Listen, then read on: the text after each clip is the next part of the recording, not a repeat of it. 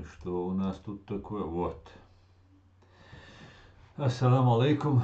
Витаю вас, друзья. Сегодня 2 июня 2023 года, 20 часов по Берлину, 20 часов 21 час 1 минута уже по Джахару. Друзья, витаю вас, всех приветствую. У меня тут, как обычно, то быстро включается, то с задержкой. Стрим у нас идет в TikTok на канале Аслан Арцуев и в YouTube на канале Reality HRCI, Human Rights Center Ичкерия. Друзья, я вас всех приветствую. Леди, Хамзат, Машдова, Шадеша.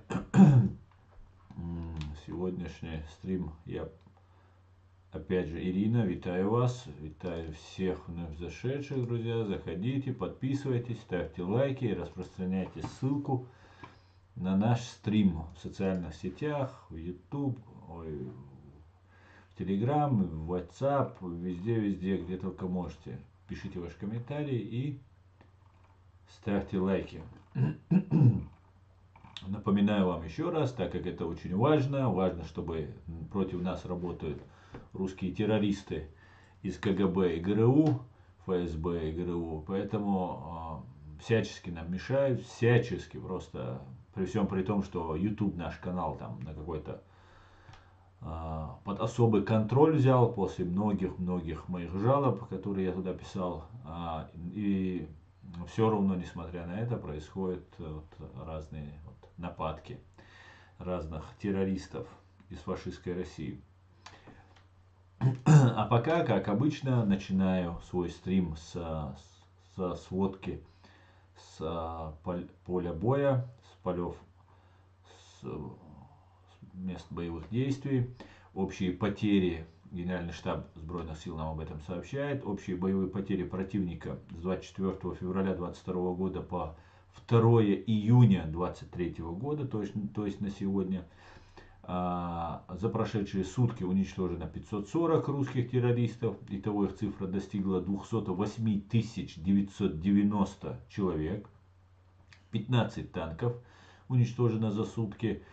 12 боевых бронированных машин, 27 артиллерийских систем, 2 антиаэркрафта, 6 БПЛА, 10 крылатых ракет, 28 автомобильной техники и цистерн и 7 спецтехники. Ну, сегодня хороший день на спецтехнику. Видимо, сегодня работали специалисты по спецтехнике. Слава Украине, героям слава. Ичкерия сила, дуже дякую, Найман, витаю вас. Так, друзья, как известно, сейчас одну секунду, где это все было, сейчас найду. Как известно, боевые действия уже перекинулись на территорию фашистской России. Не знаю, насколько это будет эффективно, но нам сообщают, что идут боевые действия. И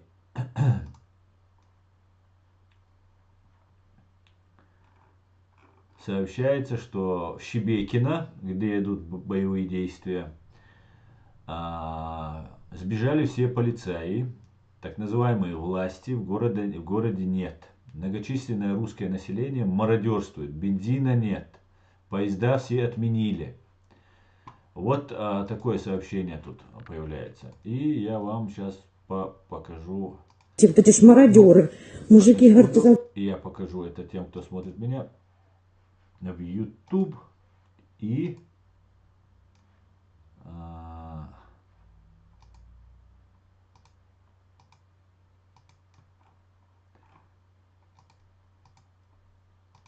сейчас одну минутку. Стоп, мобильный, стоп, цивильный. It's my life, да, так песня, по-моему, пелась.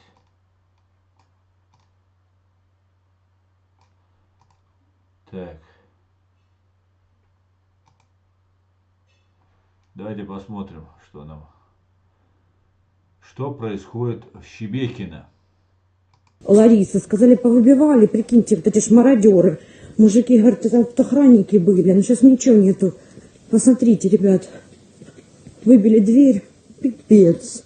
Это люди наши уже. Гляньте. Смотрите, что происходит. Наверное, что-то вынесли. Вот они позаклеивали. Ну, они вон, гляньте, что они, все равно дырки. Офигеть. Это вот наши, какие есть, сознательные граждане. Идет мародерство, идет видеосъемка, ведется для тиктоковцев, рассказываю. Блядь. Это ж просто пиздец. Как такое можно, блядь? Такое сложное время, блядь, воровать у своих же. Сука, я охуевший просто, блядь. Извините за мат, друзья, но это русская речь, без этого никак.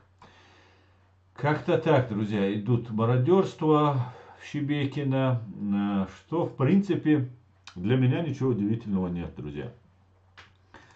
Как-то был теракт, совершенный в метро, по-моему, от Октябрьской до Лубянки, по-моему, в этом промежутке был совершен теракт, уже ближе к Лубянке, к метро Лубянка.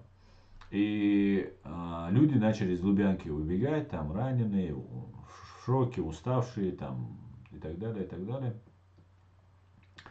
И цены, а люди опаздывали, пробка, там пробки, все опаздывают на работу, это было час пик.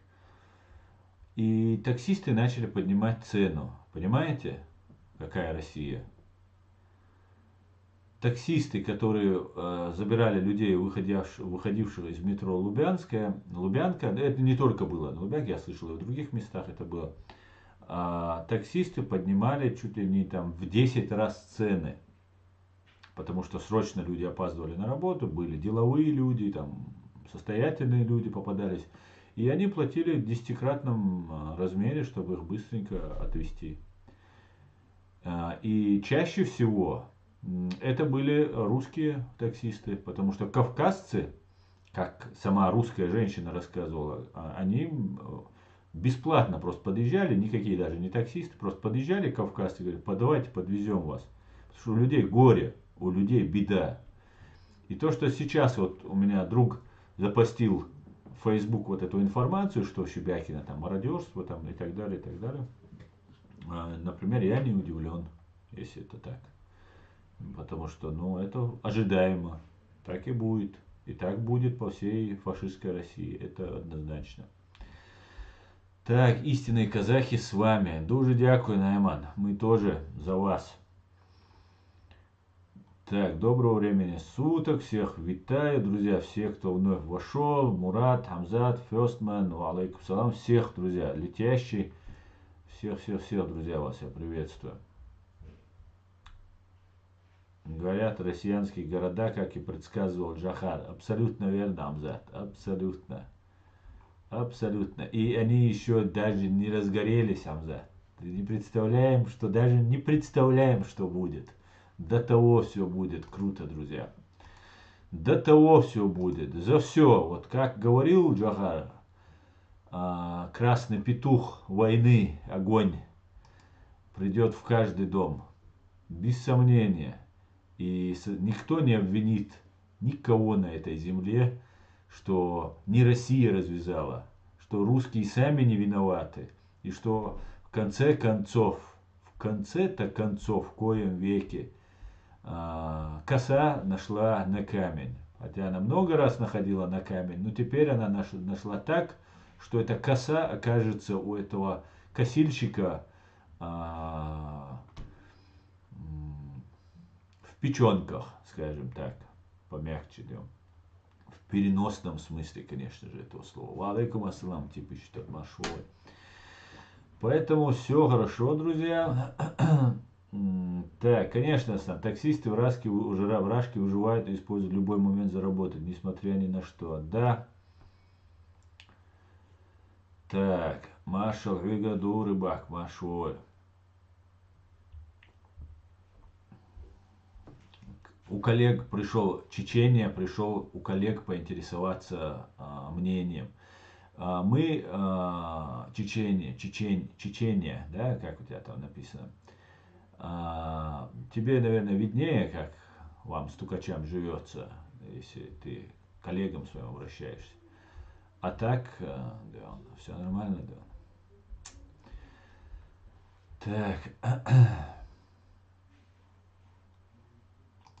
Так, все хорошо. Твои коллеги поживают хорошо.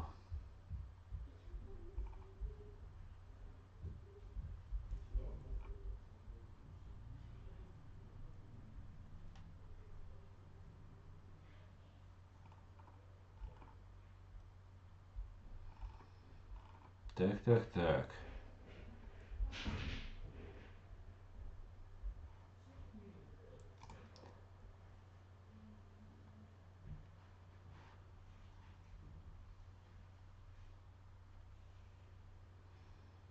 Брат, тебе не кажется, что перепалка между Вагнером и Ахматовым какой-то спектакль? Очень может быть, я тебе скажу. Очень даже может быть, потому что вот все, что они делают, не происходит просто так. Абсолютно.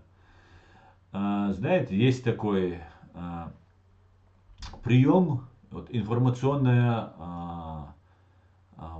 новость забрасывается. Например, они говорят, что человеческий мозг, ну, разные там рекламщики, разные там социологи и психологи там говорят, что человеческий мозг может принять в день 2-3, по-моему, если я не ошибаюсь, 4 инфоповода, информационные вот повестки. Все остальное, оно меркнет, все остальное теряется. Вот 3-4 человек может в день принимать вот такой информации. И вот им таким образом, что вот там они там угрожают Пригожину, потом Пригожин им отвечает, таким образом они, может быть, создают вот эту информационную повестку. С другой стороны, я сейчас слушал Сотника, не дослушал, правда, его вот этот сегодняшний репортаж. Он там вот про этот случай говорит, что Вагнер, по-моему, Сергей его что ли зовут, убийца один путинский, который в честь чье имя организована вот эта террористическая банда Вагнера. Он сказал, что он очень хорошо знает вот этого брата, то есть кадыровцев. Ну, он имеет в виду чеченцев, как я понял, что во время русско-чеченской войны, типа вот этот Вагнер говорит, что он очень хорошо умел разбираться. Поэтому это уже переходит на другой уровень. И это может, если это правда, то, что Вагнер так сказал, то это получается, может быть, по-настоящему, а не спектакль. Поэтому мы должны очень внимательно следить, будем наблюдать, а там посмотрим. Так, Деза Машалхил, Вехиль Машмокш, так. Алейкум ассалам. Питер Вольф, так здорово, весело видеть цвета украинского флага, говорит Марат. Ассаламу алейкум, Асан. Твое мнение, могут кинуть на Украину атомную бомбу и будет ответка от НАТО? Алейкум ассалам, Мага. Я считаю, что вот этот момент, если он и был, то он преодолен. И удара атомной бомбой не будет по Украине. Это не исключает, конечно, что не будет применения какой-нибудь грязной бомбы, как бы от третьей стороны. Но вот что русские это сделали, мы заявить, они этого не скажут. Но даже использовать грязную бомбу нужно каким-то таким образом, чтобы не подумали на русских.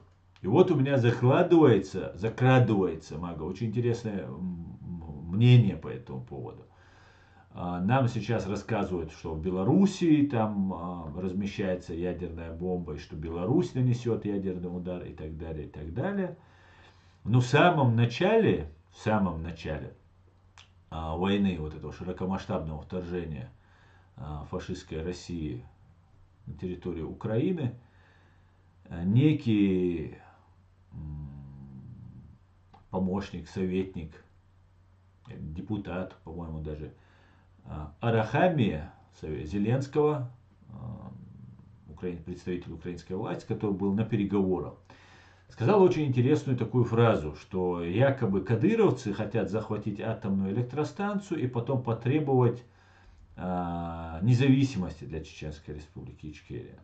что мы, конечно, подвергли остракизму, высмеяли, записали по этому поводу видео, и после этого Арахами мы больше не видели, и слава Богу, на переговорах. По-моему, раз видели, или больше после этого, или больше его не видели. И слава Богу. Потом появилась другая информация, что там Кадыров награжден каким-то орденом за области атомной энергетики, там, для безопасности. Ну, Кадыров, что он только охранять, перевозить, вот только это может. Наверное, с этим это связано. И есть вероятность с тех пор еще, и мы, чеченцы, должны об этом громко говорить, чтобы завтра мы не оказались вот в этих тисках, которые нам готовят Патрушев, Путин и террористическая банда ФСБ и ГРУ. Другое еще есть заявление, что Кадыров говорил, что пускай русские и украинцы это один народ, а мы должны, чеченцы, дать себя использовать, то есть всю нацию использовать, чтобы вот эти два брата между собой ругались там, но били по башке нам, наверное. Так, наверное, Кадыров хочет. Вернее, ФСБ так хочет. А Кадыров делает все, что ему говорит ФСБ и Путин.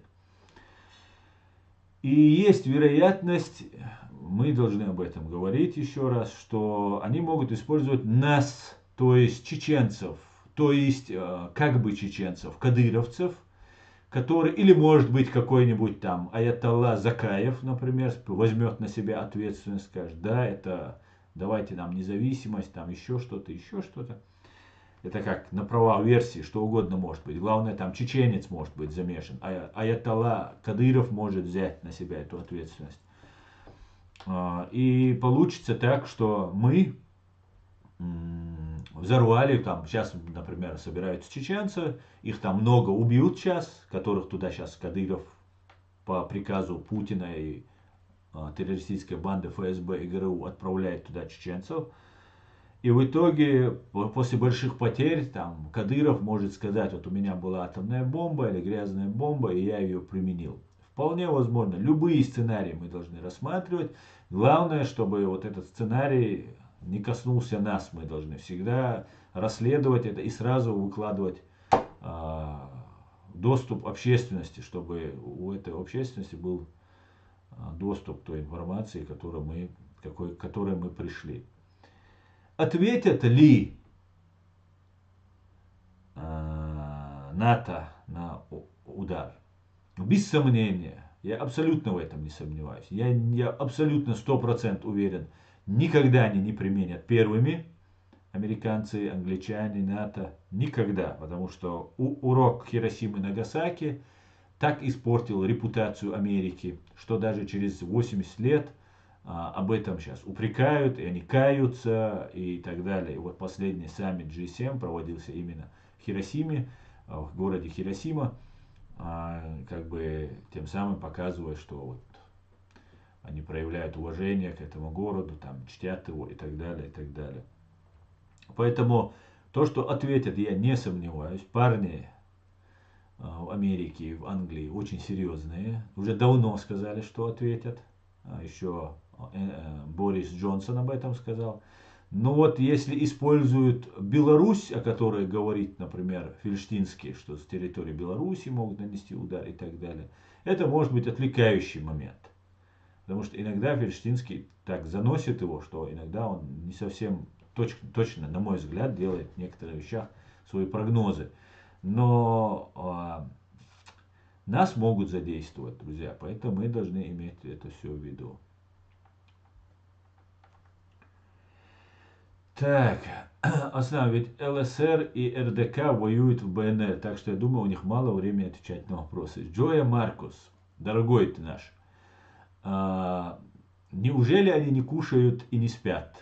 Неужели такие боевые действия там, что им сейчас некогда ответить на два простых вопроса, или три их там было. Признают ли они нашу страну и признают ли они их преступления, совершенные их страной против нашей? Неужели это так сложно? Поэтому это все туфта, что они где-то там воюют и не могут ответить. У них есть и пресс-служба, и пресс-люди, интервью они дают, видео, вернее, снимают короткие, выкладывают. Про большие потери, видео с боевыми действиями мы так и не увидели. Хотя нам рассказывают, что Шебякина идет какие-то боевые действия и так далее. Вот мы видим. Мародеры, то, что есть, мы не сомневаемся. Но и какие-то там боевые действия тоже, вероятно, идут. Ну что о 5 днях боев, там, о каких-то захватах Шебекина, Шемякина и так далее, мы почему-то не видим. Потому что кадры с мест боевых действий по-другому совсем выглядят. Поэтому я не думаю, что ЛСР, Легион Свободная Россия, или Свобода России, или РДК как-то реально что-то воюют и что-то делают.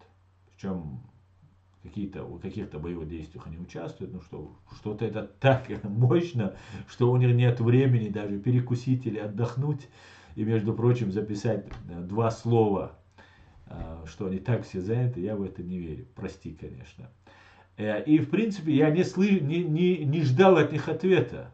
Понимаешь, если эти люди являются теми, кем они были в России, теми же фашистами, которыми они были, той фашистской России, то для меня эти люди абсолютно прозрачны и ясны, как белый, как светлый, как день, ясный белый день. Они мне понятны.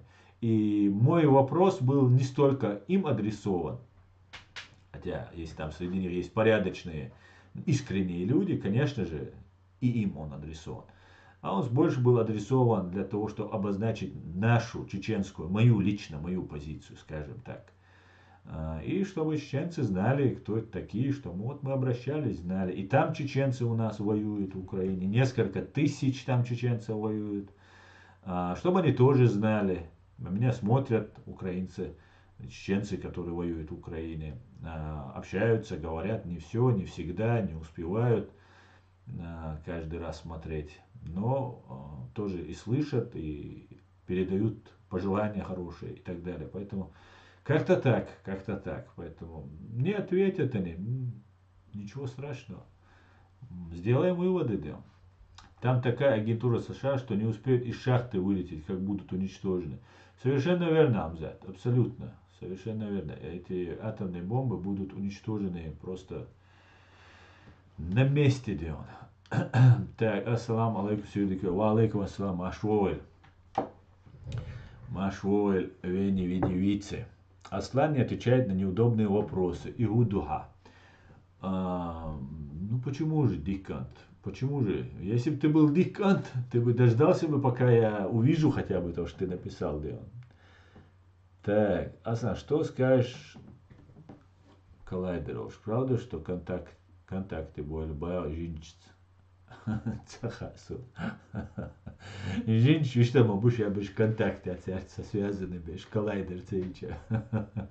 Брат, почему чеченцы так быстро забыли, что творили русские во время войны? Найм, ты глубоко ошибаешься. Почему же чеченцы забыли? Ничего подобного. Ничего подобного. А если ты увидел какую-то пропаганду по телевизору у взятых в заложники чеченского народа, то я тебе скажу, это не значит, что чеченцы забыли. Поступил парламент Республики Казахстан о вхождении войска ОДКБ в РФ и Украину. Что скажете? Ничего не слышал, не могу ничего сказать по этому поводу. Спасибо за подарки, Саят, все. Кстати, спасибо за то, что там присылаете и на PayPal. Спасибо. Каждый раз забываю, иногда точнее забываю. Имейте в виду. Благодарю всех. Джа ночи юахкам. Совершенно верно. Абсолютно. Так. Пишите ваши комментарии. Пишите ваши комментарии. Так, друзья, я еще раз хочу показать видео. Ну, я выложил это у себя.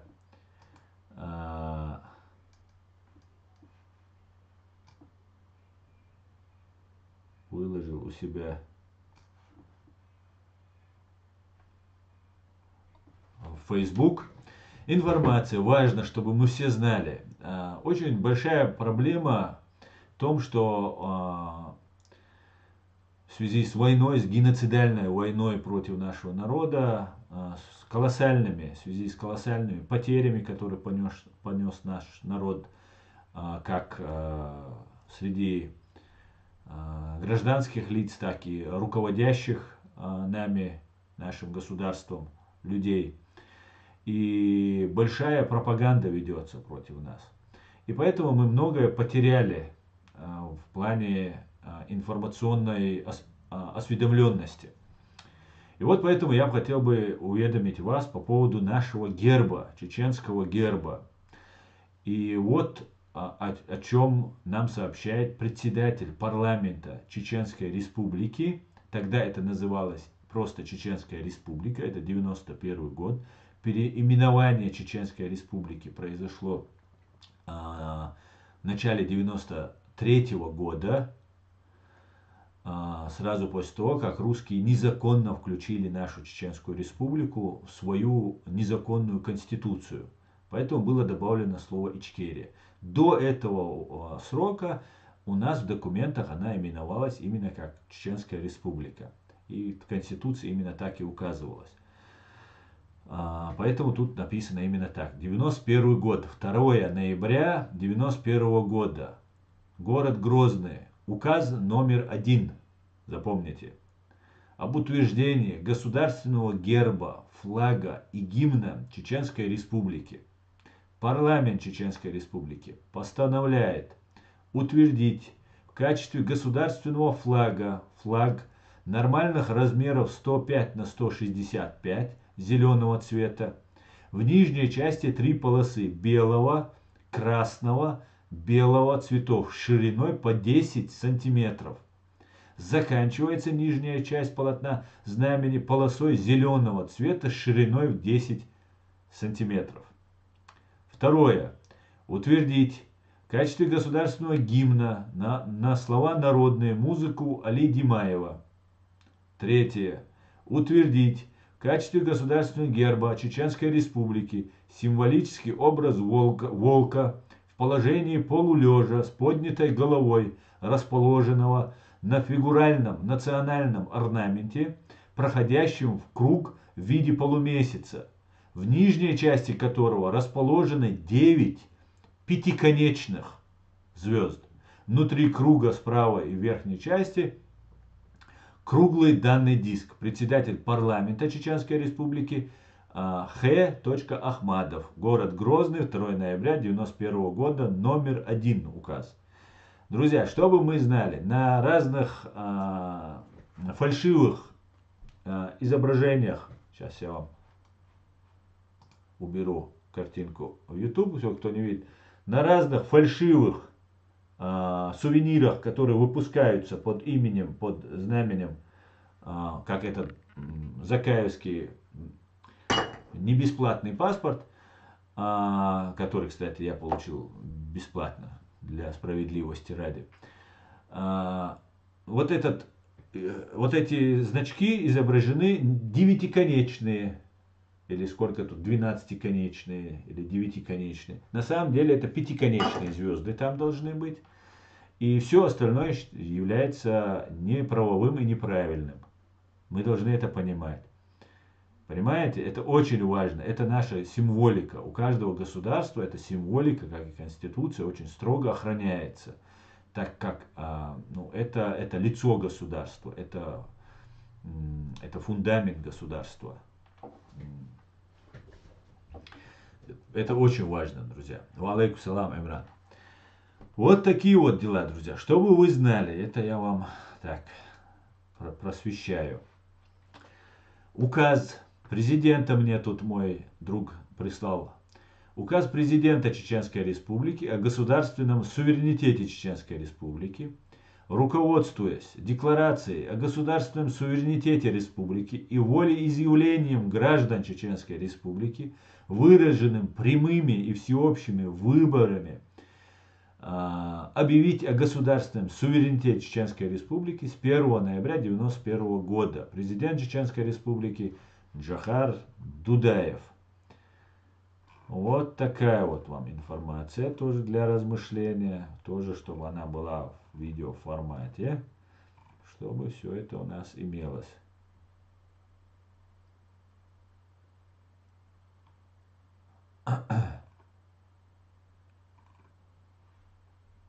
Так, перехожу к вашим комментариям, друзья.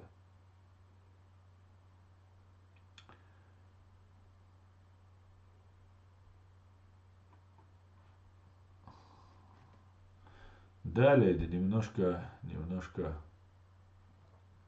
случилось такое, да.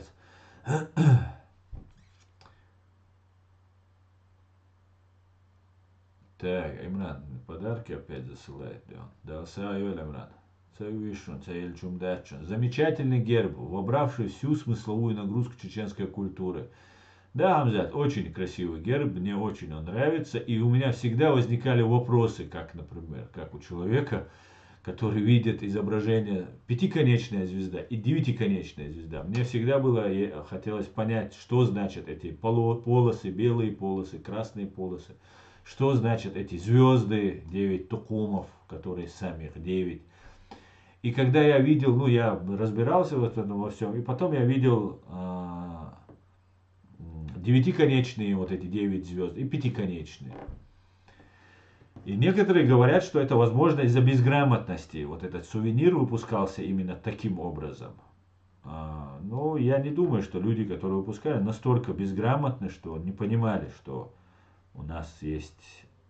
Хотя, может, и не знали, потому что я тоже не нашел информации. Девятиконечная, пятиконечная, видимо, чтобы...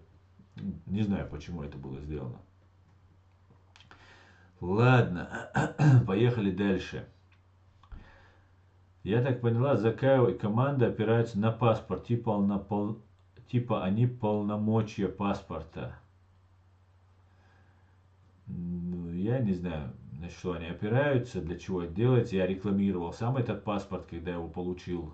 Я, правда, не видел, что в конце этого паспорта написано, что not valid for travel, чтобы вы понимали. Это очередная такая уловка. Гои. Ну, короче, вы видели, я много раз показывал. Это не действителен для путешествий, значит. То есть сувенирчик, обычный сувенирчик, который вы можете хранить дома. Или как я, например, лежит дома.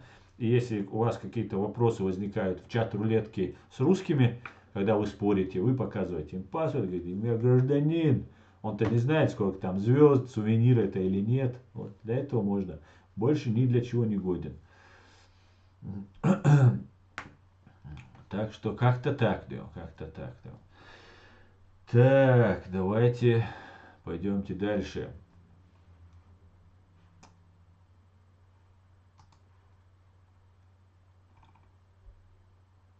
Вот я про что говорил в прошлом стриме на чеченском языке. Я что говорил. Давайте, это надо тоже посмотреть. У меня есть это с самого начала. В Facebook. Друзья, кто хочет, может будет посмотреть Facebook. Я вам сейчас это все включу. Опять же, увидят только те, кто находится... Только те, кто находится... Кто является зрителями у нас в YouTube. Вот так, наверное, да, это можно сделать. Так.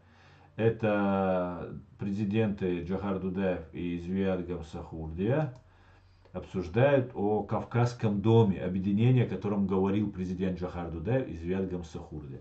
Я считаю, что это самая верная идея, которая только может быть, и это нужно обязательно делать. Мы кавказская нация, я настаиваю на этом. Я считаю, что мы очень похожи в культурном, ментальном смысле, несмотря на различия в религии, несмотря на различия.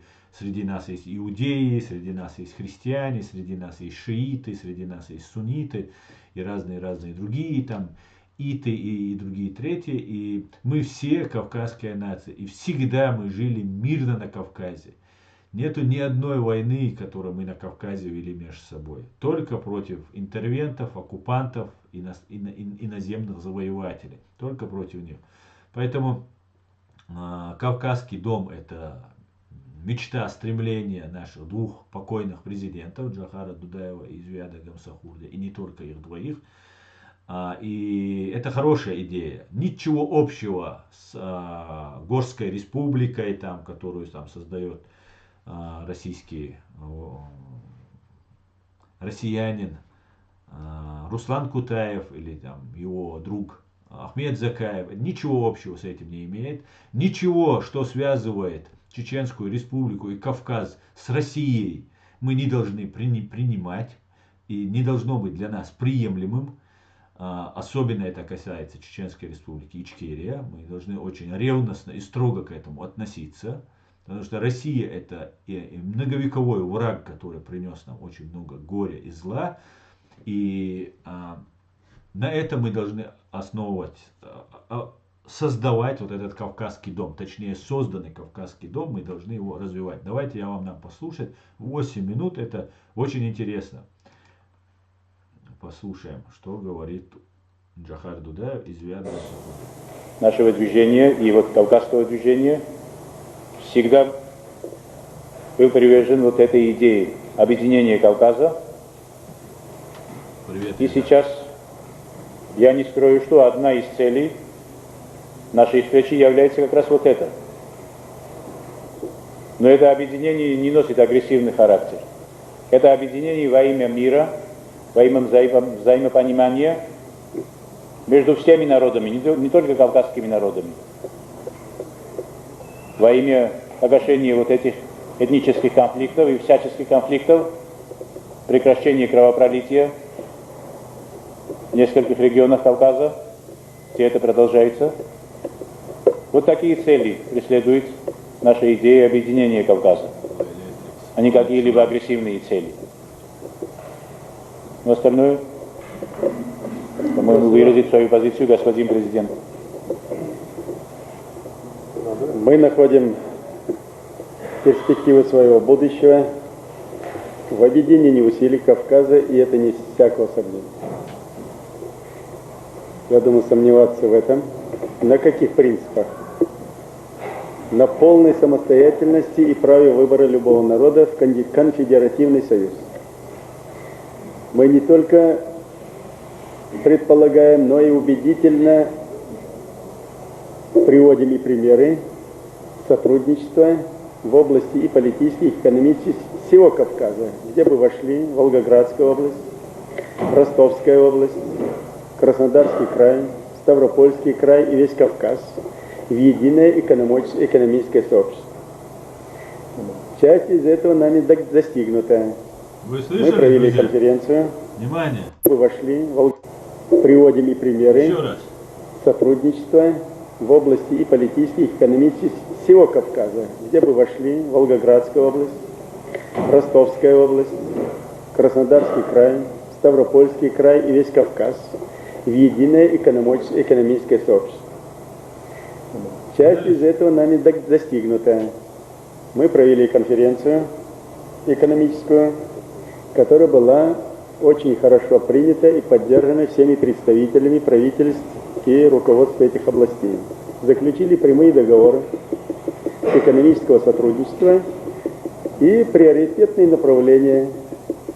Сейчас коммерческая деятельность нам предлагают мясо везти из Голландии, пшеницу из Канады, а мы говорим, зачем? Когда рядом в Ставрополе этого мяса и этой пшеницы, и в Краснодаре, и в Ростовской, и Волгоградской куда больше и экологически честь, чем из заморских краев, которые нам подсовывают. Мы не только не отторгаемся от экономического, политического сотрудничества, только народ, выбравший свой путь, добровольно может способствовать процветанию не только своего народа, но и соседа. Он только может быть полезен. Если его держать под пятой, как держали за 75 советская власть, он агрессивен, он ищет пути выхода, он ищет пути конфронтации.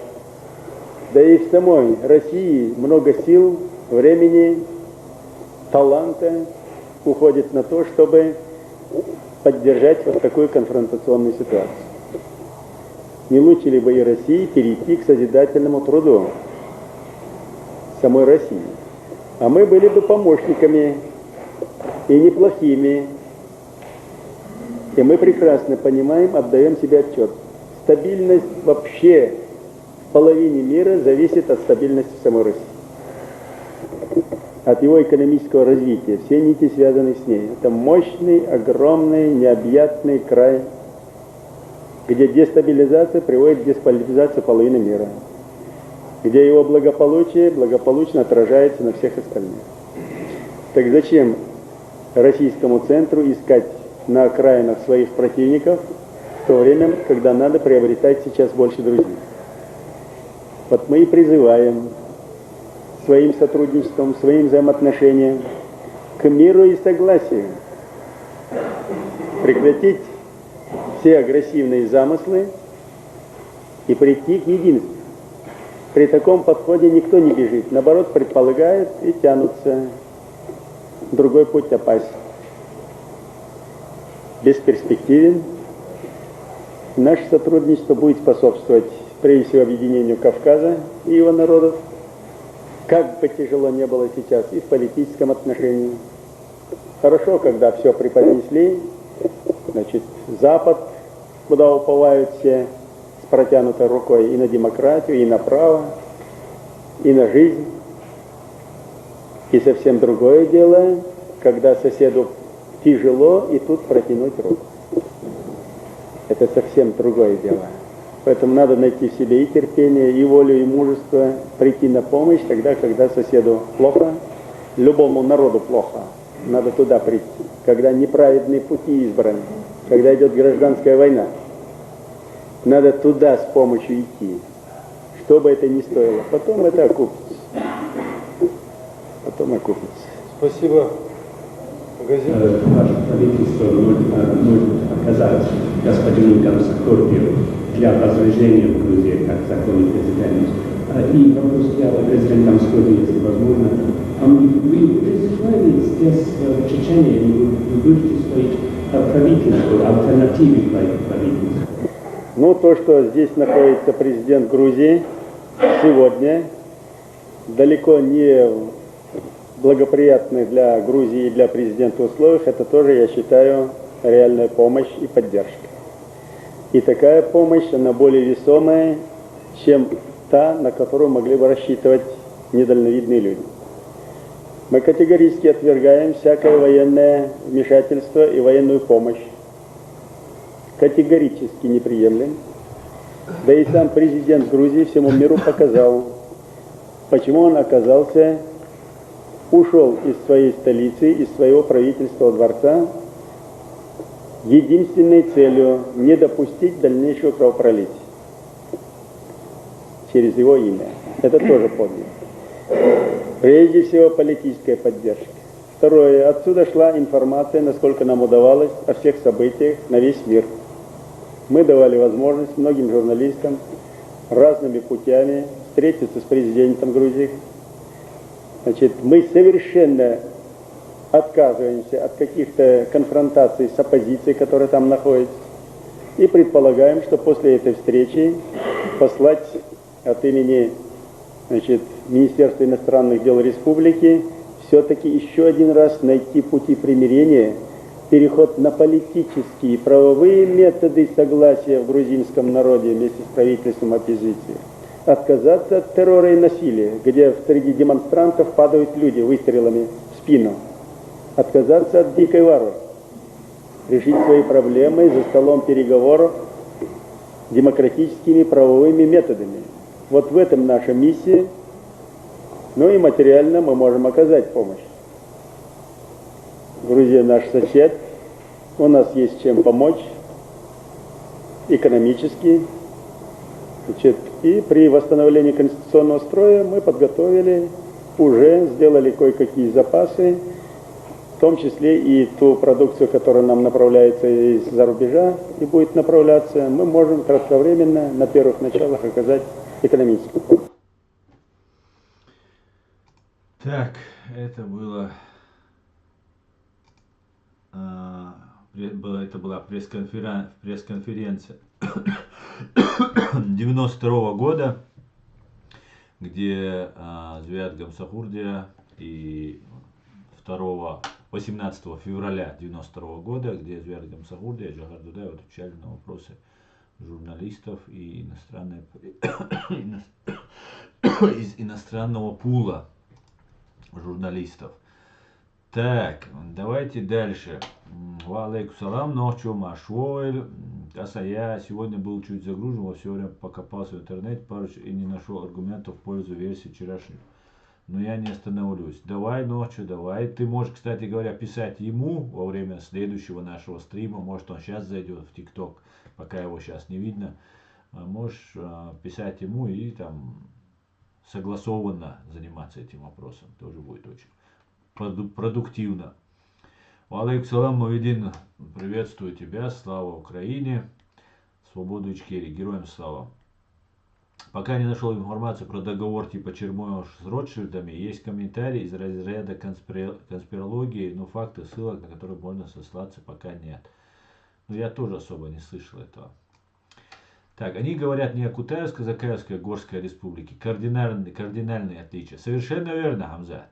Совершенно верно. Абсолютно. Это Горская республика под контролем, протекторатом России и Кавказский дом. Это просто две разные вещи. Конечно. Так. Объясни, в чем разница между Кавказским единством и Горской республикой. Вот только что, леди, как раз и объяснил. Кавказский дом – это отсутствие всякой связи, в первую очередь, с фашистской Россией. С террористической бандой ФСБ, скажем так. Ростов, Волгоградская область, Ставропольская, край Ставропольский. Мы готовы, говорит Джохар, включить. Но это 92 год, не знаю, как сейчас поменяется. Опять же, это не мои вопросы, не мои компетенции. Я не могу решать за наше руководство, за наше правительство. Это должны делать люди, которые наделены этими полномочиями. А так, я не против, если Кавказу присоединят Ставрополь, Волгоградскую, Ростовскую область, Краснодарский край, конечно же. Только буду за. Все это наши кавказские земли, хоть там проживают русские, мы их изгонять не собираемся ни в коем случае, конечно же. Но Кавказ должен объединиться, включая, хотя он тогда имел в виду, Джохар говорил об экономическом союзе, но я готов и не на экономический союз. В нашем государстве, в нашем Кавказском доме будут жить все. Я не против этого. Так. Алейкум салам, всех приветствую. Дерес хуйль, Элла, дерес хуйль, алейкум ассалам. Так. Ростов, Волгоград, это наши исконные земли, бонохчи, потомки Ибрагима. Да, это кавказские земли, в этом нет ни малейших сомнений. Очень актуально грузины и чеченцы, самые большие этносы в авангарде этого союза. Так. Салам всем свободным людям. Салам, салам, дорогой. Как ты это? Салам. Аслан Закаев в одном из последних интервью тоже сказал, что в Горскую республику могут войти любые республики Северного Кавказа. Так в чем разница и что мы должны услышать? Объясни. Вот разница именно в этом и заключается. От кого исходит эта идея и под чьим руководством это все организовывается. Вот и все. Ни одного русского, связанного с Россией, имеется в виду, именно с Кремлем, с Лубянкой, мы не должны подпускать к нашему Кавказскому дому. Не русского как этнического русского, а политического русского из террористической банды ФСБ там, или с Кремля. Вот и вся разница. И это то же самое, что перехват инициативы, понимаете? Есть такая идея, она поддерживается и принимаема всеми народами на Кавказе. Не думаю, что найдется много людей в разных народах, кто был бы против этого, что мы жили в едином экономическом союзе, без границ там, и так далее, и так далее. И Ну, не думаю, что от этого кто-то откажется. Также в мире эта идея, по всей видимости, интересна. Раз предлагают разные Кутаеву эту идею, значит, она кому-то интересна в этом мире. Потому что они всегда, как российские вот эти власти разные, они делают то, что вот нужно миру, подстраиваются. Нужен арабский терроризм, делают арабский терроризм. Нужен исламский терроризм, делают исламский. Делают чеченский, делают чеченский. Нужна горское там объединение Кавказа. Быстренько вам сварганят, что могут представить. Но я могу расстроить всех этих людей. Никакой удачи у них в этом не будет. Никакого толка из этого не выйдет. То, что нагадить, испортить, попить нам крови, попортить нервов, да, это не смогут. Но результата не будет. Только зазря. И поэтому еще раз и всех вот закаевских, кутаевских, всех остальных еще раз я призываю, просто остановитесь. Вы разве не видите, не понимаете, к чему идет? Чем раньше вы остановитесь, тем больше вы будете непреследуемы государственными органами чеченского государства или международными органами. Ну или как-нибудь спускать это на тормозах или пускать на самотек. Чеченский народ не пойдет за Россией и всеми, кто коллаборационирует с Россией. Это нужно уяснить. И мы сделаем все возможное, чтобы на Западе не поддержали коллаборантов, коллаборационирующих с Россией. Мы не Россия. И никогда ее больше не будем. Вот после того, как создастся новая архитектура безопасности, переформатирование ООН, выкидывание России из постоянных членов Совета Безопасности ООН, лишение ее ядерного арсенала, бактериологического, биологического и так далее, и так далее. Вот когда наше государственное образование войдет в новую Организацию Объединенных Наций, как бы она ни называлась, вот это будет нашей гарантией безопасности будущего наших детей и для обеспечения прав граждан всего Северного Кавказа или Кавказского дома, все туда, кто войдет. Поэтому всех остальных я просто советую. Мне уже все равно на самом деле. Захотят люди, вот, например, Ахмед Закаев, его человек, который там, его раскручивает, есть такой TikTok канал. Он, например, занимается информационными вбросами, лживыми, очень касающимися чести и репутации моей, например. И если они какие-то меня видят каким-то политическим оппонентом, я же не рассказываю, что там Ахмед Закаев там что-то там делает. Это не мое дело личное, что он там делает. В отличие там от Кадырова, который очень нелестно его представляет. Они сами пишут сообщения Саше Сотнику. Сейчас готовится много лживых материалов против меня, моих товарищей, где они задают вопрос Сотнику. Я вообще не знаю, о чем речь вообще идет. Я не задавал никогда вот в эфире подделав ник, там кто-то от моего имени задает Сотнику вопрос такого пошлого содержания. И потом я понял, что кто-то это сделал, мне Сотник сказал, мне Саша сказал, Аслан, мне кто-то позвонил, написал сообщение, вопрос платный, я его в прямом эфире зачитал. Якобы он был от тебя. Я понял потом, что это он не от тебя, я говорю, да, я не знаю, будем слушать, наблюдать.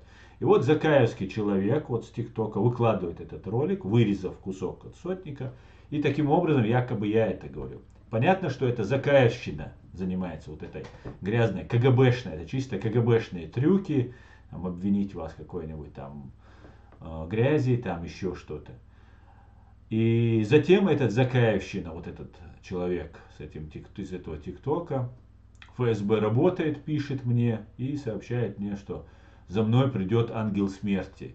То есть закаевщина угрожает уже, прямо открыто угрожает убийством своему критику за то, что они вот являются такими вот нехорошими людьми. Я обвиняю в незаконной узурпации власти, в коррупции. Это очевидные вещи, я привожу этому доказательства, спрашиваю людей об этом, привожу документы. И попытка вербовки меня его человеком из его окружения, который до сих пор находится рядом с Ахмедом Закаевым. И вместо того, чтобы демократический президент или премьер-министр, или кто бы он там ни был, кем бы он себя там ни возомнил, вместо того, чтобы подать в суд, например, на нас, вот этот человек призывает, здесь есть перевод, но не мной сделанный, я вам сейчас покажу это видео, но есть у меня на YouTube канале, я его запостил, взял я его от Чеченской демократической партии, с их канала, в TikTok это было выложено, наверное, в YouTube тоже это будет. И давайте послушаем, я вам буду переводить на русский язык, так как стрим на русском языке, и немножко неточный вот этот перевод, который делал человек, который делал этот ролик. Но смысл там все полностью передано. Фактически Ахмед Закаев призывает своих сторонников, которых он почему-то называет тысячами, что не является правдой, противостоять тем людям, которые на него там что-то вырезают из его слов и делают какие-то видео. Он говорит, у вас и 2-3 какие-то группы, а у вас тысячи. Типа, противостоите, вам надо противостоять, он им говорит. А мы, говорит, будем как бы охранять это все. Типа, они будут освещать, охранять вот эту Ичкерию, которую они пытаются незаконно узурпировать. И другие должны пойти там что-то сделать. Написать комментарии, ну, речь идет оусам, латубис, спорить, противостоять, значит. Чеченское противостояние в комментариях чаще всего переходит в реальную плоскость и очень плохо кончается. Фактически, на мой взгляд, Ахмед Закаев, как аятолла, религиозный деятель, выдуманных каких-то своих там полномочиях, призывает к экстремистским действиям, на мой взгляд. Но я могу ошибаться. Это пускай выясняет следствие. Да. Но Ахмед Закаеву, как демократическому президенту, хотя он вначале был демократическим, когда он пытался забрать власть у Доки Умарова, а потом опять он стал аятоллой, тоже очень похоже вот на Тумсо, на Сулеймана Джабраила Сулейманова, там других третьих, короче говоря. Ну давайте я вам покажу просто это видео, чтобы вы узрели и услышали. А тиктоковцам послушать только придется. Так, я читаю комментарии, текст, который написан на этом видео. Главный подстрекатель и провокатор русского международного исламского терроризма в Европе Ахмед Закаев угрожает своим критикам. Вот таким методом появился Абдуллак, который отрезал голову французу Эммануэлю Пати. Вы помните этот случай, когда был убит учитель во Франции.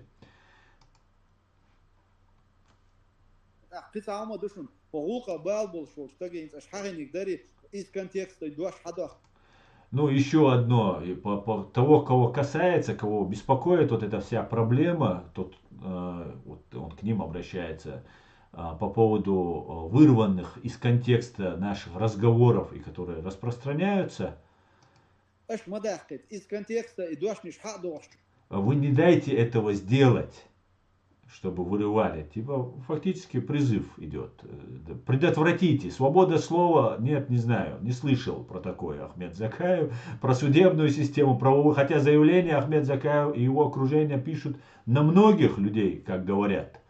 Но почему-то тут он призывает своих многочисленных сторонников фактически к экстремизму. Их всего лишь несколько, 2-3 группы, говорит, а у вас несколько тысяч. Слышите, говорит, видите и понимаете. Против них бороться — это ваша обязанность, противостоять я бы это назвал. А чтобы для этого вам помочь, это наша... То есть, чтобы это наше дело не померкло, это уже за нами, говорит, что вот мы будем призывать в этом плане. Вот Ахмед Закаев не выдержал. Вместо того, чтобы ответить на вопросы, которые, например, обсуждает Муса Таипов у меня здесь в прямом эфире по поводу денег, которые украл Ахмед Закаев, о чем прямо рассказывает нам Муса Таипов, другие люди. Большие суммы, $1 миллион, там купленный дом, например, Алла Дудаева об этом рассказывает, и другие люди очень много об этом говорили, что в Грузии куплен дом был у Ахмеда Закаева, другие какие-то деньги, которые появляются. Вместо того, чтобы ответить на эти вопросы, Ахмед Закаев призывает своих сторонников, которых не так уж и много, найдутся полезные идиоты, без сомнения, которые совершат себе проблем, бесспорно, может кому-то и создадут они, но точно и себе они их создадут. И я сомневаюсь, что найдутся искренние люди, которые пойдут там шашкой наголо делать. Но всякое возможно. Может уже набрались у Ахмед Закаева такие люди, поэтому он такие вещи начинает нам заявлять. И вот вместо того, чтобы идти в суд, Ахмед Закаев вот призывает заниматься вот такими вещами. Если Ахмед Закаев думает, что такими вещами он что-то уладит, но он ошибается. Вместо того, чтобы ответить на эти вопросы, например, я был почти 3 года назад, после того попытки вербовки меня из его правительства человеком, работающим в его правительстве, который сейчас находится в его окружении, на митингах с ним рядом стоит, в его вот этой небольшой группе, организованной группе лиц, вместо того, чтобы поговорить со мной на эту тему публично, по-другому я с ними разговаривать не буду, потому что я не верю, подавайте в суд на меня, как вы это многократно уже писали, жалобы, заявления, ну напишите, давайте пойдем в суд и там решим. В соответствии с немецким законодательством я согласен предоставить все свои доказательства, которые у меня имеются. Но вместо этого почему-то меня игнорируют, точнее не просто игнорируют, против меня ведется большая работа, в том числе людьми Ахмеда Закаева, и пишутся жалобы, разные там другие вещи узнаются, из разных источников узнаются. Вместо того, чтобы объяснить нам, почему он захватывает власть, откуда дом в Грузии, куда делся $1 миллион, про который говорил Муса Таипов, ну и многое-многое другое, а еще есть факты, которые у меня имеются, я их пока по просьбе своих друзей не разглашаю, достаточно того, что оглушено, что имеется уже в интернете, очень много есть вопросов, есть очень нелицеприятных и для западных, и для английской разведки, тоже очень нелицеприятные вещи можно услышать. Но так как я пока не имею права разглашать, я сейчас до этого не дохожу, но вместо того, чтобы хотя бы ответить на очень серьезные обвинения, которые звучат, коррупция, попытка вербовки на российскую разведку, вы можете себе представить? Вместо этого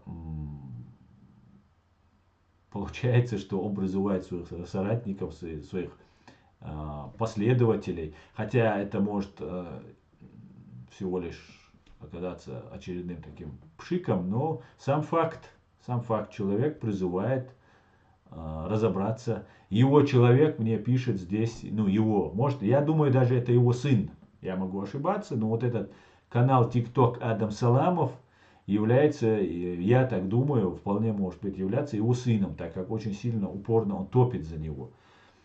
И вместо этого вот эти лживые вбросы про нас, про какие-то не относящиеся к политике или к правам человека вещам, и призывы вот убийству. Фактически этот человек сказал, что они меня убьют. Поэтому мне не впервые, конечно, я знаю, что я вышел на путь, который опасен для жизни, но я бы хотел обратиться к чеченцам. Знаете, чеченцы, я по-русски это скажу, чтобы нас все услышали, но я обращаюсь к вам. Когда, если происходит какое-то событие, да, любое событие, нужен заявитель, нужен истец, который должен об этом прямо и громко сказать. И в данном случае, это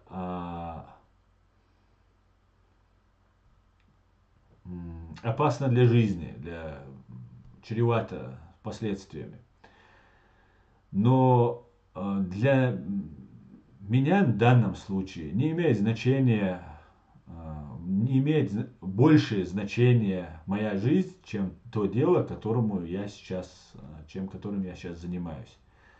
И в случае моей смерти я вас призываю вот мое слово поднять так, чтобы вот эти крохоборы, как их называл Джохар Дудаев, не захватили нашу власть. Чтобы люди, связанные с Россией, с российской разведкой, или просто люди, которым нужна эта власть ради денег и славы власти, чтобы она им не попала в руки, это наша власть.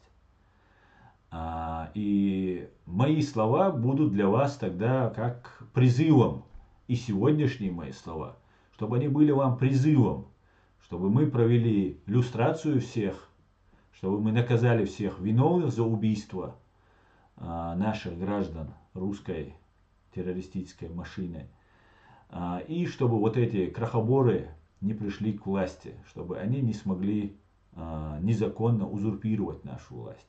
Поэтому вот у меня к вам такое обращение.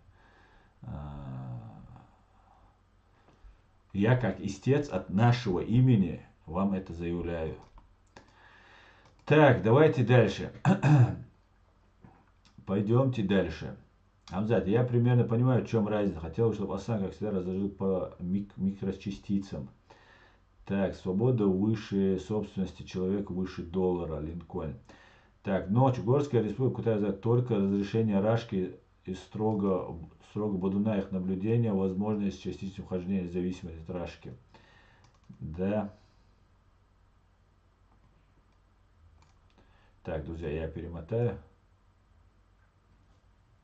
Асан, не говори о своей смерти, лучше оставь нам завещание.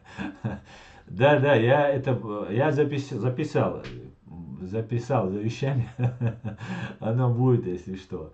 Я не думаю, что потребуется, но на всякий случай сделал. Я не говорю, что мне угрозы. Я часто это говорю просто мне постоянно угрожают. Я поэтому это говорю. Каждый раз я должен реагировать на это. Я должен ставить в известность власти Германии, которые очень щепетильно относятся к этим моментам и очень все собирают это все в нужном деле. Это очень хорошо. И поэтому я как бы каждый раз должен об этом напоминать, чтобы понимали, что все мы смертные и все что угодно может произойти. Поэтому так угрозы как таковой я не ощущаю. Я не ложусь спать с угрозой, как они хотели бы, может быть, что я там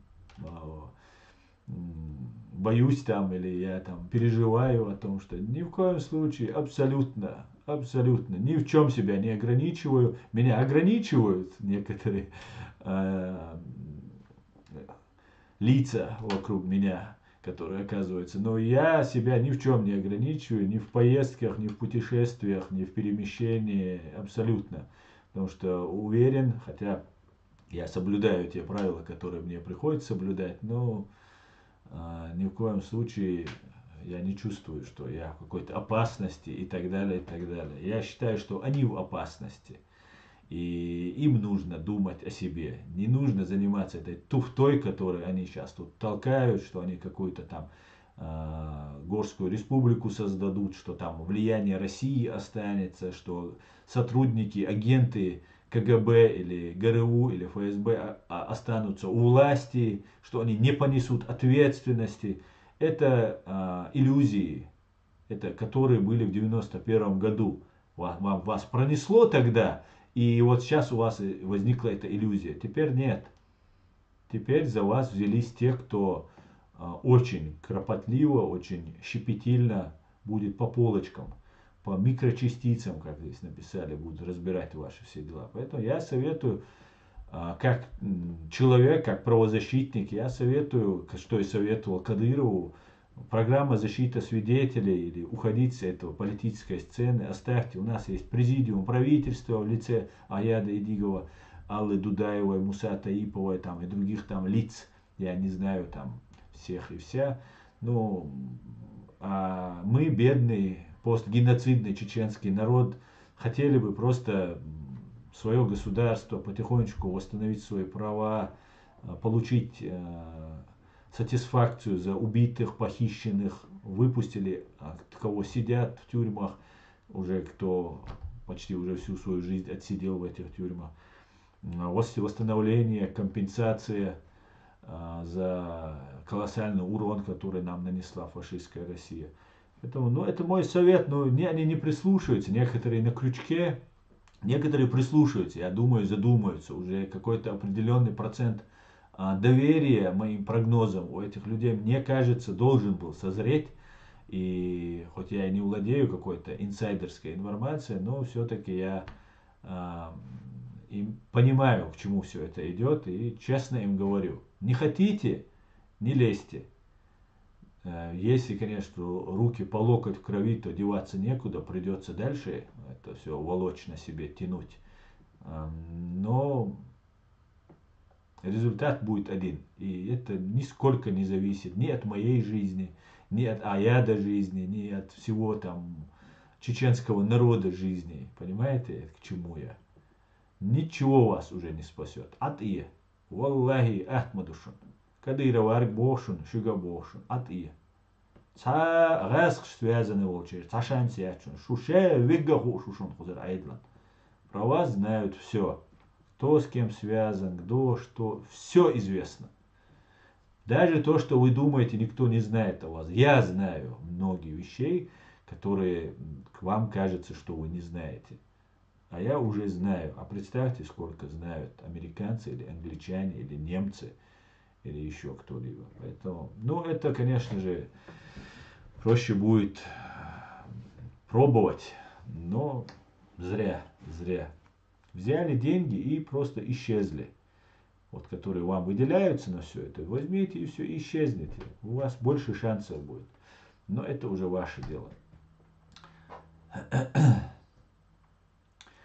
Отсидка Кутаева была ничем иным, как время, проведенное по повышению квалификации в деле оболванивания масс. Да, я тоже так думаю, Рыбак.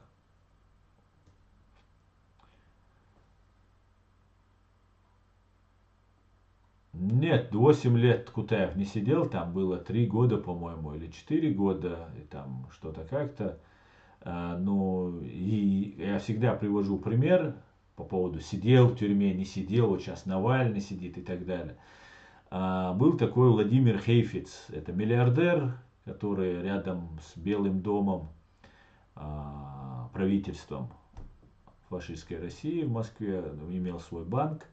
Очень состоятельный человек, у которого были звезды, воровские звезды на плечах наколоты. Он был вором в законе и одновременно генералом КГБ и ФСБ.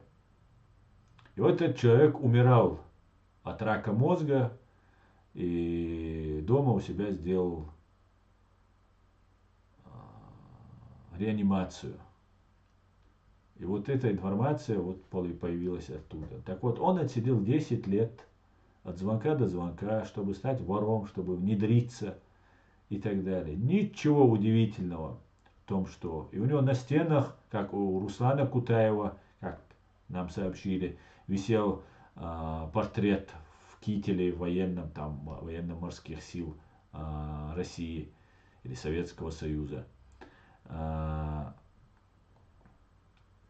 Вот у него висел вот этот портрет, вот этого Хейфица Владимира, висел портрет в генеральском КГБшном мундире. Как-то так, поэтому это не аргумент. Я здесь с Рыбаком полностью согласен. Там и не 8, а 4, по-моему, было года, или около того. Так, объясни людям сейчас, есть возможность избавиться от фашистской Российской Федерации. Люди должны понять, Америка не враг Чечни, и только с Америкой можно добиться свободы и независимости. Это абсолютно с тобой согласен, каждый раз это делаю. Если ты обратил внимание, чеченцы уже на аватарках ставят американские флаги, говорят: Господи, благослови Америку. И даже не наши друзья под нас шифруются, и наши противники уже это начали делать, чтобы как-то дискредитировать, наверное, в том числе тоже, или войти в доверие.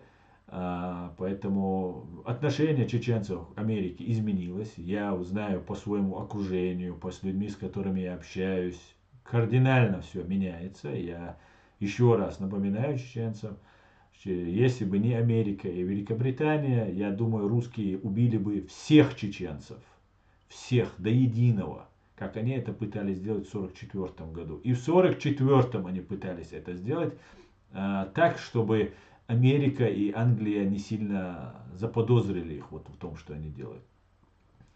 Поэтому Америка нам не враг, а Америка это та страна, которая может нам помочь при всем желании, помогала. И радио «Свобода», радио «Маршу» на чеченском языке оплачивается из карманов американских сенаторов. Только лишь для того, чтобы наш язык, который занесен в ЮНЕСКО в список исчезающих языков, был спасен. Потому что другого информационного ресурса, кроме фашистского вот этого, то, что там вещает пропаганда, нет. К большому сожалению, радио «Марша» тоже не делает свою работу хорошо. К большому сожалению. И я очень просил американцев, я писал, просил, чтобы не закрывали радио «Маршу», хотя там был сокращен штат там и так далее. И это было, еще там много моментов было, но я об этом просил просто. И на конференции здесь у себя, когда организовывал в Гамбурге, просил. И писал, и в Фейсбуке писал, и всем американцам, кого знаю на эту тему, кого это касается, им писал. И в комментариях, и в личных письмах, чтобы не закрывали радио «Маршу». Хоть и мне категорически не нравится, как ведется работа на радио «Маршу». Но ничего, да, все наладится. Поэтому Америка нам не друг, а враг, не враг, а друг, который является, ну, как минимум, союзником. Как минимум, союзником.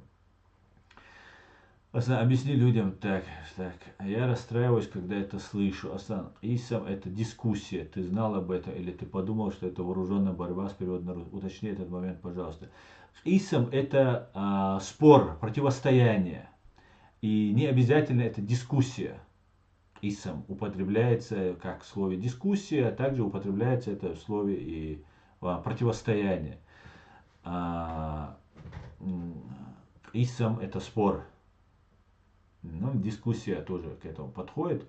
Но в таком случае он не говорит, что вы должны там не применять силу и так далее. Ведь когда у нас возникает дискуссия, я, например, говорю, ни в коем случае не из-за меня не ссорьтесь. Я же это говорю специально, чтобы не возникло такой ситуации. При всем при этом, я говорю, пишите комментарии, разговаривайте. Он этого не говорит, он ИСАМ говорит. Противостояние, давайте, поднимайтесь, говорит. Ну, если на тебя написали ложный донос, зачем призывать своих? И пойди напиши на него заявление. Он же знает 2-3 группы, он говорит. Он же знает, о ком речь. Это когда ты не знаешь, анонимно кто-то тебе пишет. Это другой разговор. Как-то так. Так.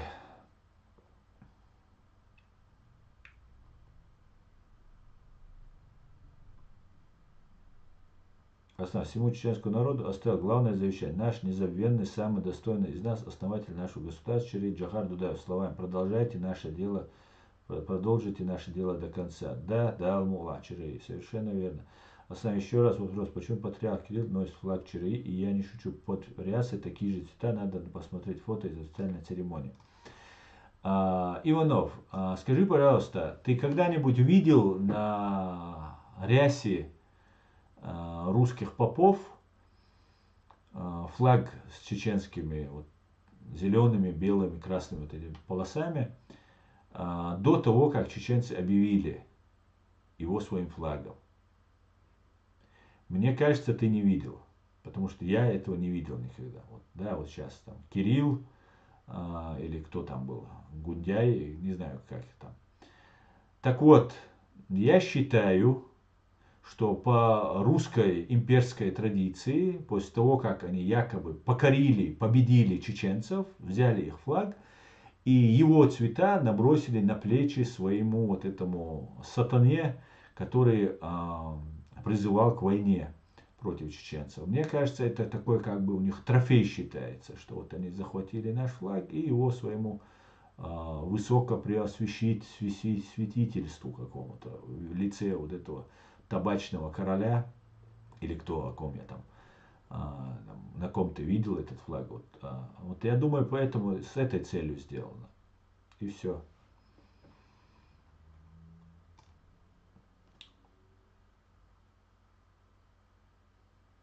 Америке нужен союзник в регионе. Эд, лучше чеченцев Америка не найдет себе союзников. Честно, уважительно и надежно будет все, что будет делаться с чеченским государством и от лица чеченского народа. Это я могу гарантировать. Мы, чеченцы, умеем держать слово и знаем цену слову и договору, который мы заключаем. И мы будем самыми надежными и верными союзниками с любыми, с кем мы заключим договор. Тем более с уважаемыми Соединенными Штатами Америки.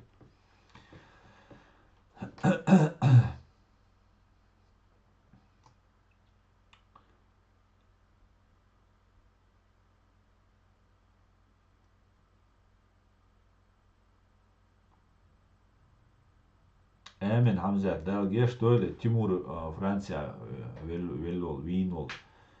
Сумца, сухарильцик, но далге что все.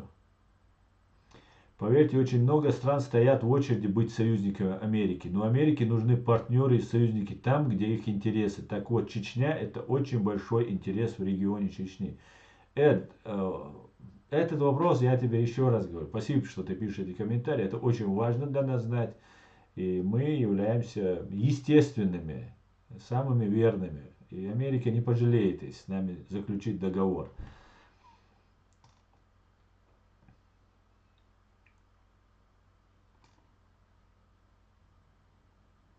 Не, Хамзат, не бери в голову. Это так я на всякий случай.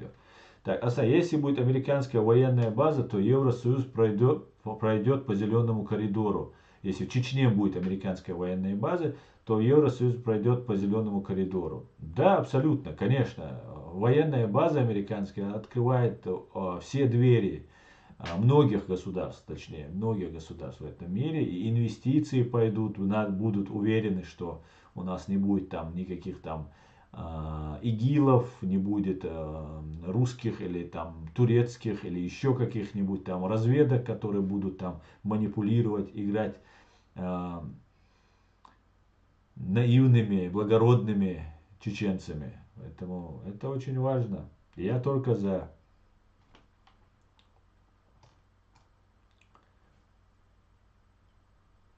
Да, Геш Дольце, хороший. Буду тебя. Уснул и не проснулся. Просто умер. Да, Геш Дольце, да, где Олвер. Так. Это, походу, союзник Аслана. Эд, спецагент по Кавказу.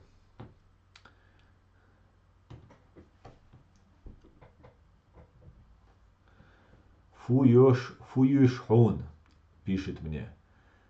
Аслан, Закаев отправил Джамбету, чтобы он договорился с Рамзаном. Ну, я не знаю. Не думаю, что договорился. Ну, я не знаю.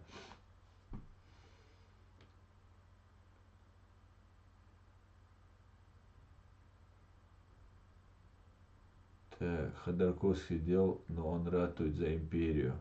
Ходорковский тоже по заданию, скорее всего, сидел. А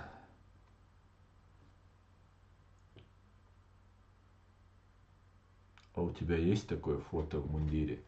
Нет, МММ, у меня нету такого фото в мундире, так как я никогда не служил в фашистской России.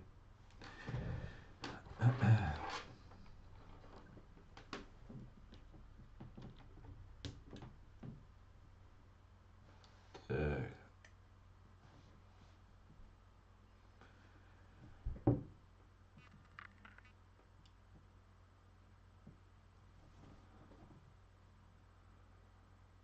Так.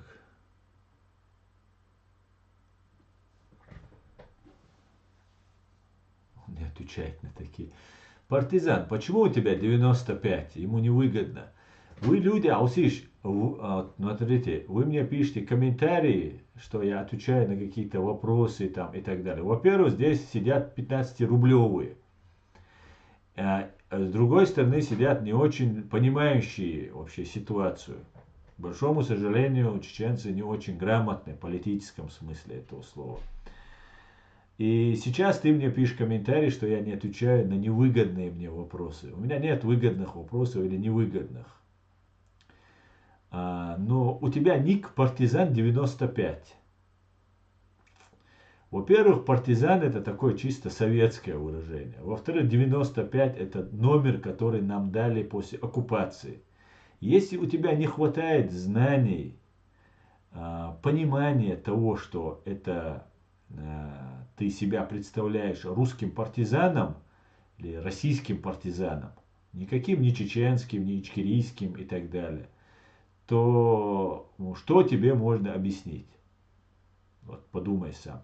Если ты выступаешь как россиянин, под именно зная, что ты партизан, то есть русский партизан, российский, вы сейчас с русскими заодно, ну вот эти кадыровцы, так называемые и так далее, то в таком случае твоя антиамериканская позиция абсолютно ясна, потому что Америка это враг России, как и Чеченской Республики Ичкерия. Россия враг. Вот ты этого и добиваешься. Вот и все. Ясно, дает понять, что ты, о чем ты говоришь, тема, о которой ты говоришь. Я тебе задал вопрос, говорит, кто убивал больше мусульман? Я не знаю, я не считал, кто убивал больше мусульман. Я знаю, что мусульмане это такое понятие растяжимое, и что этот мусульманский мир оставил нас один на один убивать, русских нас убивать. Поэтому вот как-то так, Дион, как-то так.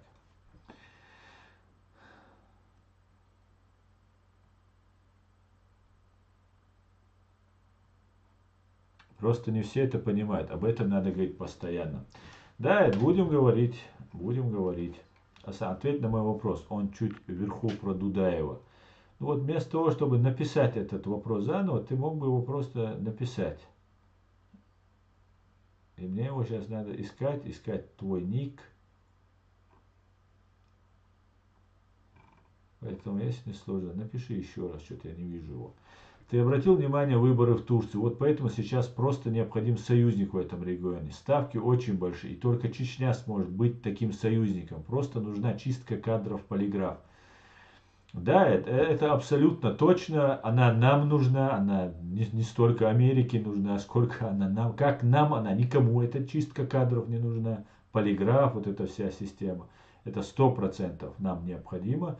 И чеченцы естественные союзники Соединенных Штатов Америки. Это 100%. 95 это как бирка у евреев освенцами, но мы этого не понимаем.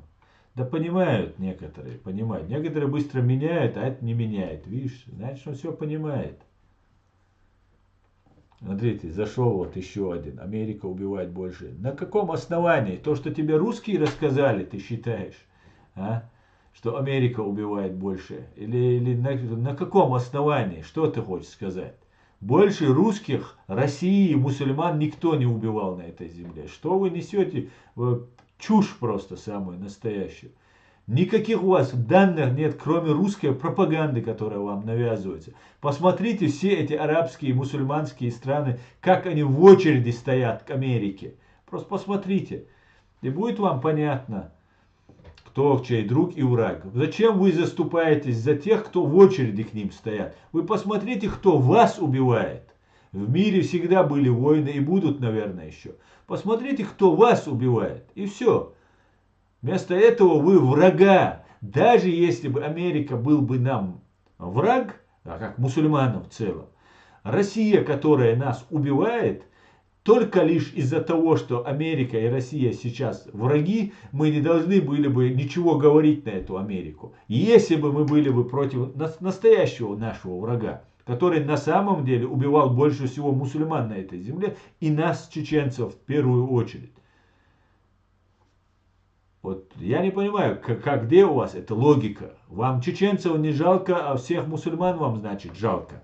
Ну тогда назовитесь этими мусульманами и живите там, где вас принимают. Но почему-то эти мусульмане вас не принимают. Этот мир мусульманский нас всех не принимает. Он не говорит слова в поддержку, когда нас уничтожают.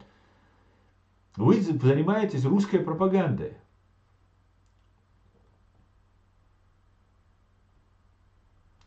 Обург, Россия не только на Кавказе. Ты очень ошибаешься, если только ты про Кавказ говоришь.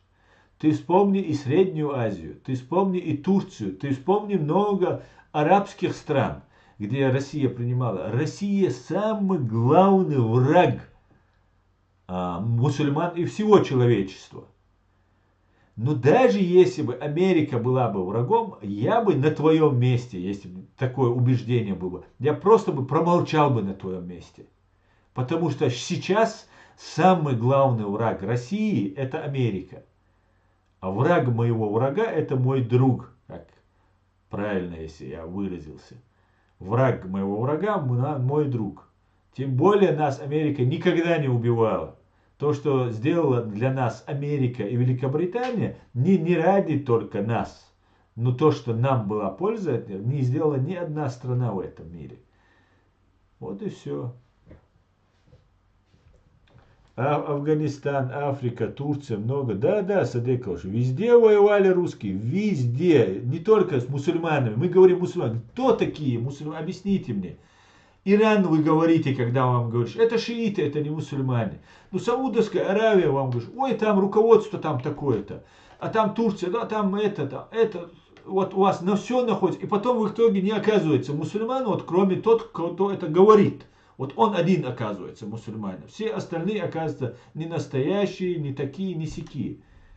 Поэтому это все фантом, выдумка. Да, мусульмане, братья все на земле, должны объединяться на духовном единстве. Как христиане должны объединяться на духовном единстве друг с другом. Они друг другу братья. Братья есть по религии, есть братья по оружию, которые вместе воюют. Разных национальностей они могут быть и разных религий. И люди во всем мире должны объединяться, созидать, развиваться. В этом нет никаких споров. Но о каких вы мусульманах говорите, я не могу понять. Где была Лига арабских, если брать вот арабских мусульман, Лига арабских мусульман, когда Россия совершала геноцид над нами, которые заявляли, что это внутреннее дело России. Израиль, который мне ставят в укор, первым заявил о том, что недопустима война России против Чеченской Республики. Израиль, маленький Израиль, который сам находится в окружении разных недружественных вещей и так далее. А мы в ответ записали песню «Иерусалим, 12 тысяч маджахедов, мы возьмем Иерусалим». Что это как не диверсия?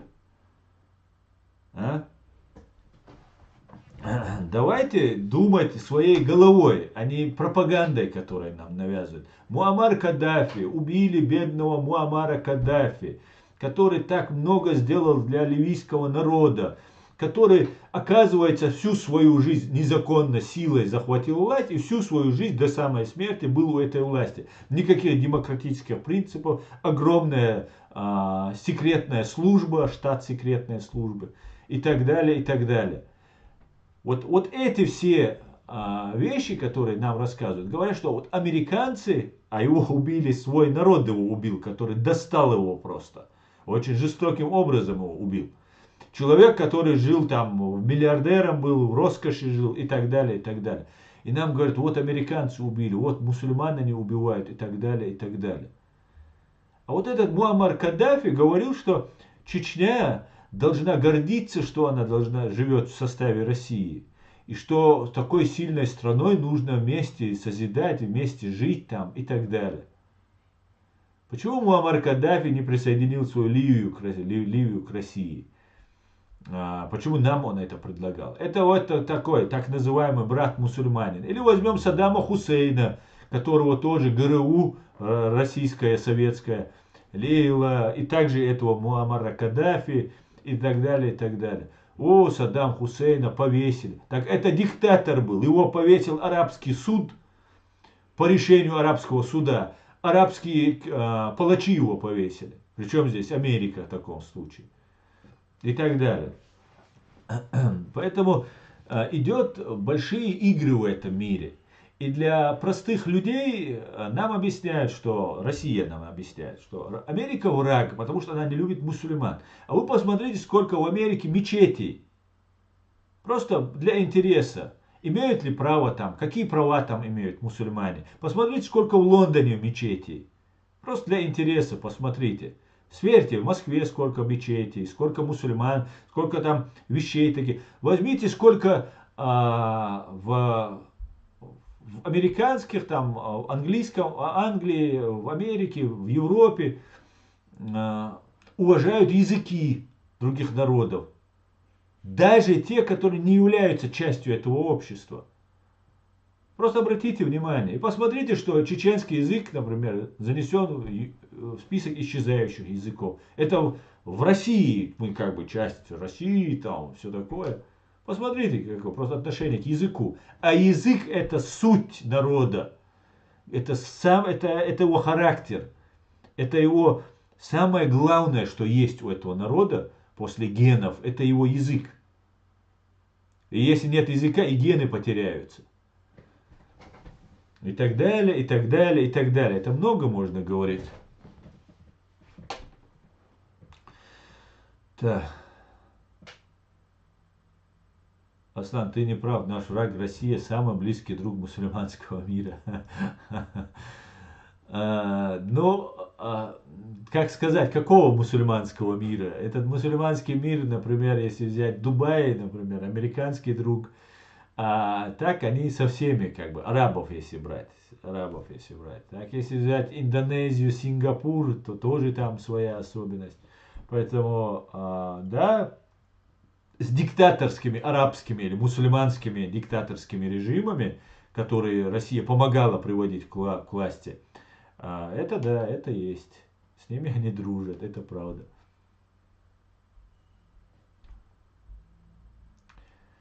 Катар, Дубай. Так, давайте дальше почитаем. Ваши комментарии. Слава Израилю, говорит Чечня Россия. Героям слава. Конгресс США 30% мусульмане, больше, чем евреи. Очень интересно. Не знал. Аслан, не обращай на них внимания. Не делай им рекламу. Просто в бан. Договорились. Америка выпадет, когда все... Так. Чечня не ФРФ, спасибо за эти слова. Так, русский западный так, что и не отвертеться за преступление. Язык это душа народа. Да, совершенно верно. Совершенно это. Удешу му убрать. Дику дал бугаста. Удешу. Удешу. Так, насчет Израиля не знаю, но мир бросил Чечню на растерзание. Хорошо, вот это признаешь. Гай. Так, всем здравствуйте, с Ужгорода, Украина. Оксана, спасибо за подарки, спасибо. Витаю, Ужгород.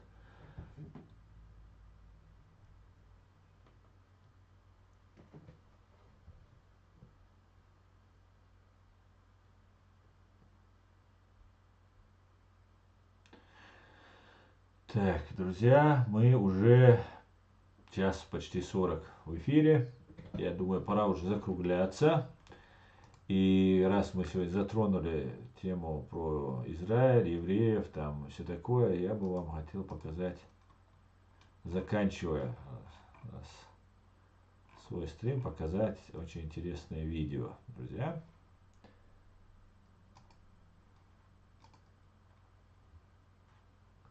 Так.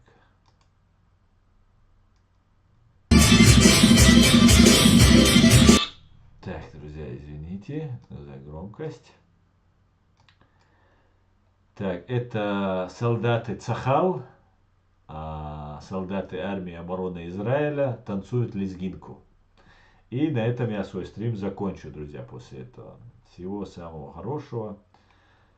Ну, еще скажу пару слов. И давайте посмотрим на кавказские танцы.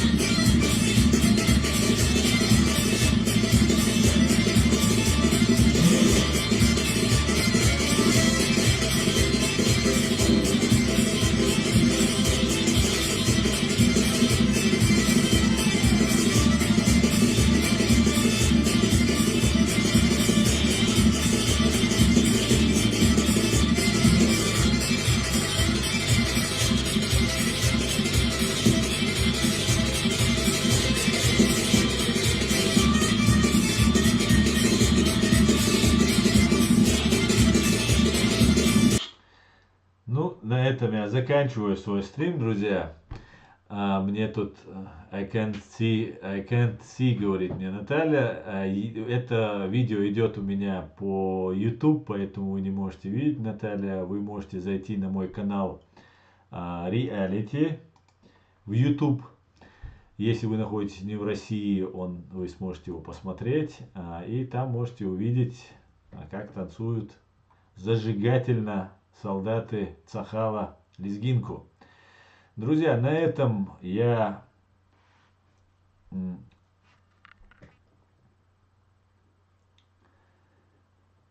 Hamza, deres huilon.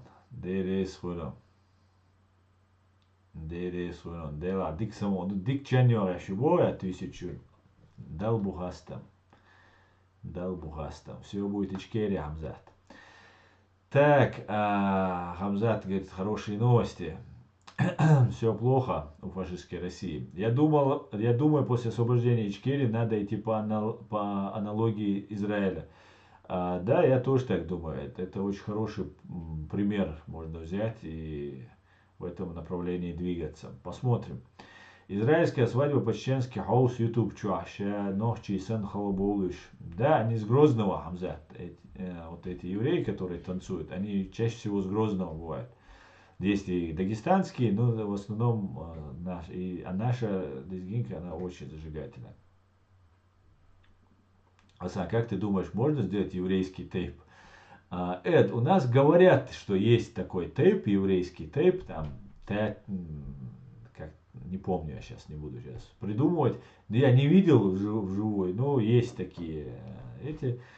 Я не думаю, что уже можно что-то делать, потому что все это сформировано. Тейп — это место происхождения, там в зависимости от рода деятельности. Вот так там 3, по-моему, вида вот этих тейпов у нас. И сейчас это уже не актуально. Что сформировано, то оно есть. Новое ничего, я не думаю, что возможно создать. А так это делается, знаешь, не для того, чтобы там какая-то, это как русские нас представляют, какая-то там, я не знаю, кланы они там, да, как-то они называют. Это вообще не имеет к этому отношения. Это место происхождения, или там кто-то занимался там обработкой золота, там ювелирами были, вот они там формировали там группу вот по своим профессиональным навыкам, какими-то там деятельностью, по роду деятельности. Также по месту происхождения, например. Вот так это формировалось.